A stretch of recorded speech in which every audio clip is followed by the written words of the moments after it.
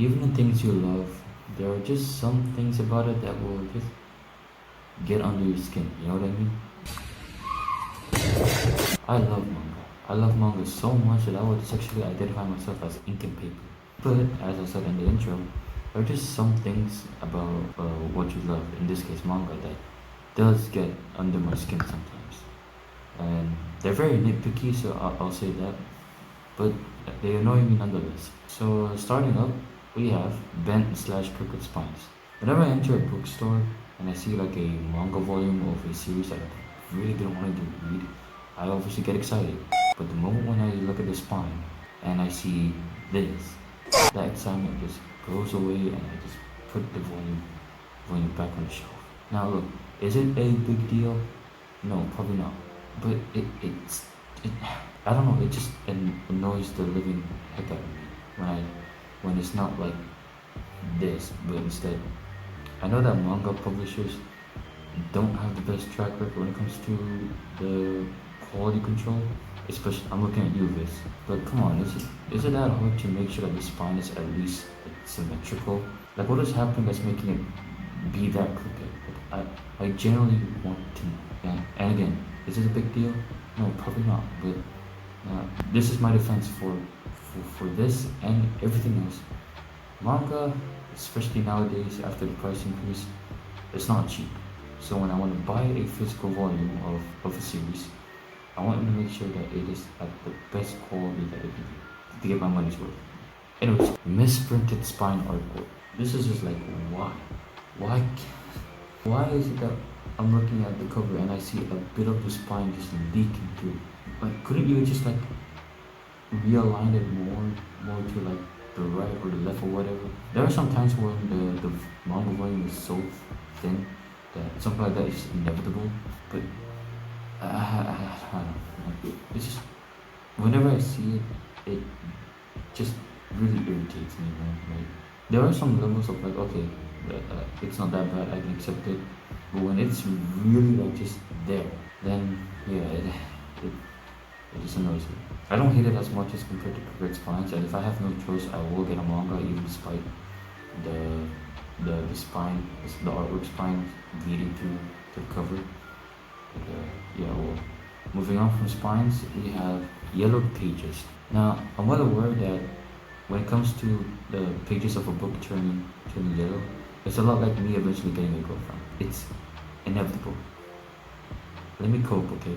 Even then, I still try to like, I still try my best to prolong it.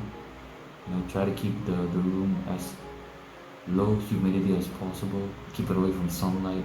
And speaking of humidity, like what did books do to you? Like why do you damage books so much?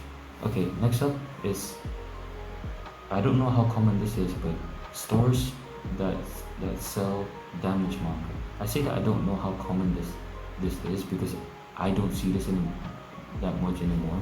But there was one time where I went to a bookstore and they had a volume of one of the colossal editions for Attack on Titan, and the cover of it was just messed up.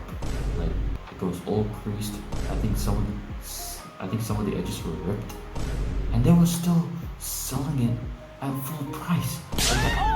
That has to be illegal. Like.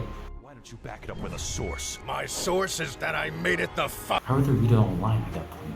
And I'm just getting angry just thinking about it. Manga isn't just some book that you can just mistreat like that. Manga is life. Anyways, bear with me. I purposely made it so that it sounds as out of context as possible. I don't know when this started, but at least with Viz published works, they started to do their printing in Italy, and when you compare it to like the US prints, the difference is varies between being very noticeable and not. So it depends really. The reason why they chose to do their printing in Italy is because it's cheaper compared to America, apparently. I'm not really a fan of downgrading the quality of the materials, especially when the US prints weren't the best out there. But recently after I also discovered that apparently I also own some Italian print mangas, with Chainsaw Man.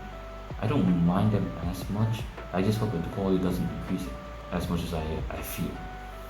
But yeah, for the final one for the video, it's something that has been terrorizing the the manga community for as long as I remember, but especially in recent times, and that is leaks. I'm someone who doesn't read manga weekly. I prefer to wait until the manga is either done or a good amount of chapters are released to where I can read as much as I want in a day.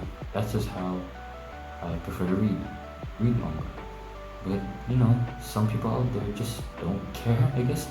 And even then, even if you read manga weekly, you're still getting spoiled because these damn leaks release days before the official chapter releases. So if you're on Twitter or on Instagram, you bet you're going to get spoiled on Jujutsu Kaisen or One Piece.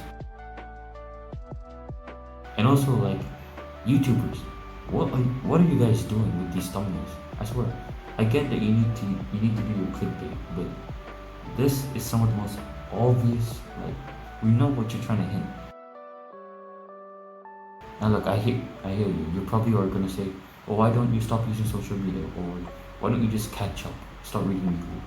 And to that I say, no. But I will say I do need to stop using social media. That is a problem. It's looking like now companies are taking the whole leak thing seriously. And while I don't want people getting arrested because of them leaking a chapter of a story, but if this is what it takes to stop leaks, then it is what it is, I guess. Anyways, that's all I have for today. If I missed anything, feel free to write it down in the comments. And yeah,